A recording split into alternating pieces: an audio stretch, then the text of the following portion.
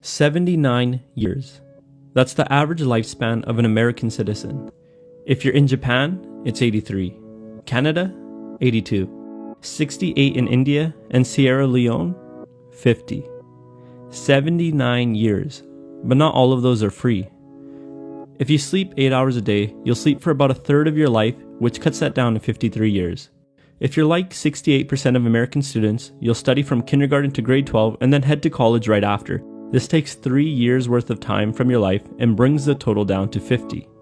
If you spend a typical 45 years of your life working full-time at 40 hours a week, this amounts to 93,600 hours or 12 years of time, which brings the total down to 38 years. If you retire at the current average age of 63, you'll spend about 16 years of your life in retirement, which might be nice, but some statistics show that 68% of people over the age of 65 suffer from some sort of disablement and require long-term care. So that's not exactly the freest time in your life. So that brings the total down to 22 years. The average American spends a little over 10% of their life cooking, cleaning, eating, or doing housework. This amounts to 8 years of their life and brings the total down to 14 years. The average American will spend a bit over 2.5% of their life taking care of kids or family, which amounts to roughly 2 years and brings the total down to 12 years. I think most people will agree that those activities are fairly standard and usually considered non-negotiables. They're gonna happen in our lives.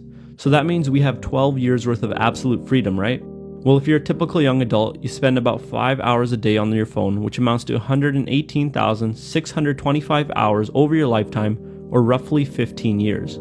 So there goes all your free time. Or maybe you're not like those young adults. You don't even have a phone. But if you're like the average American, you spend about 2.5 hours a day watching television, amounting to 57,933 hours over the average life, or 7 years. That would bring your total down to 5 years. But this is assuming you only watch 2.5 hours a day and that you start watching at the age of 15. So in reality, this number is probably a lot higher in the modern day.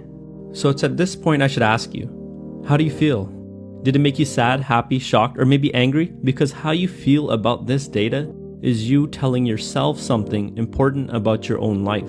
What I didn't say is that yes, we're going to spend 12 years worth of time at work, but what if it's work that we love?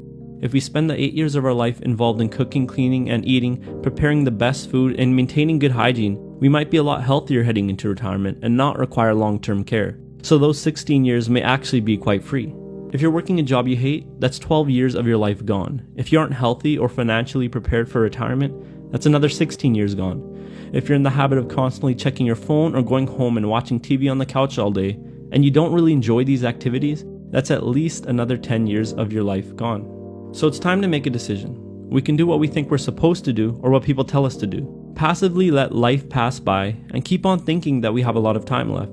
Constantly think about the past and worry about the future. Lose an hour here and an hour there and keep waiting for tomorrow. Or we can truly understand the shortness of life and start taking control of it.